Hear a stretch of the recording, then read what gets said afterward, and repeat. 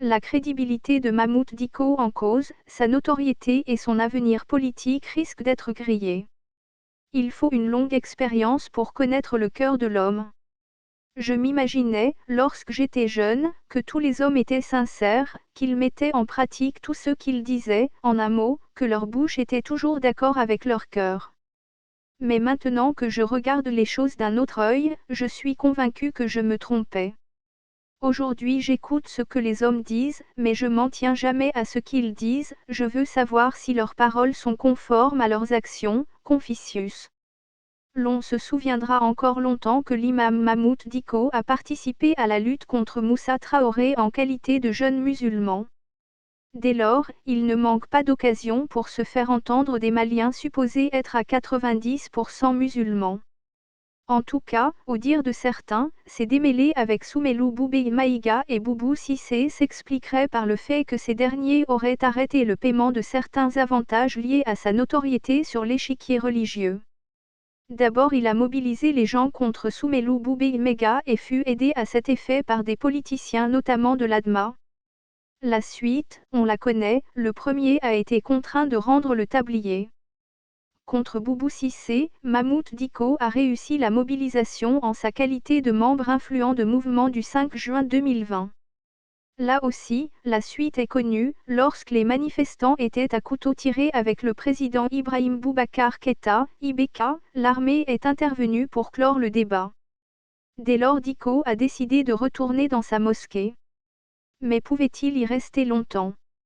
Une première discorde a opposé Dicko à certains membres du mouvement du 5 juin Rassemblement des forces patriotiques, M5RFP, notamment au sujet du départ d'Ibrahim Boubacar Keïta, pendant que certains exigeaient la démission du président. Dicko estimait que ce n'était pas une exigence du mouvement. IBK est tombé, le 18 août 2020. Une transition s'est mise en place avec Bandao comme président et Mokhtar Ouane, Premier ministre. Selon certaines indiscrétions dans ce gouvernement, l'imam Dicko a ses proches. Dans le Conseil national de la transition, CNT, on retrouve son beau-fils, porte-parole du M5RFP en la personne d'Issa Kaoundjim. Mais le constat qui s'impose aujourd'hui, c'est que Mahmoud Dicko, contrairement à ce que l'on pourrait imaginer, n'a pas bénéficié jusqu'ici de dispositions pouvant récompenser ses efforts, en qualité de leader influent et du monde musulman et du M5RFP. C'est bien là une source de déception pour lui.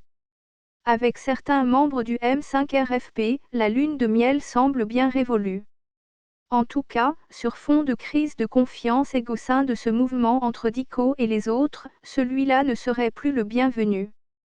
Comme pour dire que du côté de la transition l'imam Mahmoud Dicko ne se retrouve plus.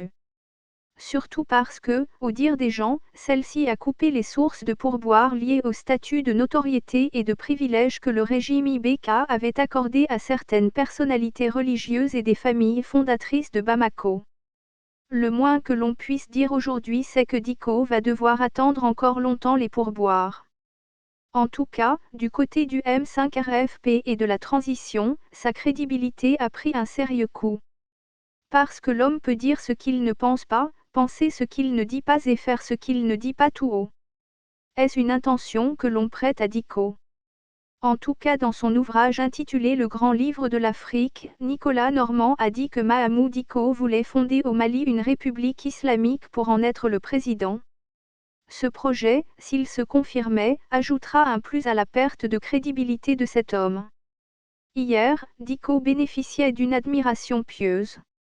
Les Maliens sont-ils en train de découvrir son autre face ? Lisons pour le besoin de la cause ce visionnaire et moraliste de la Chine antique. Il a écrit « Il faut une longue expérience pour connaître le cœur de l'homme.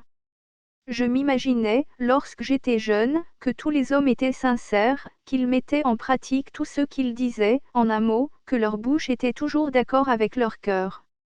Mais maintenant que je regarde les choses d'un autre œil, je suis convaincu que je me trompais.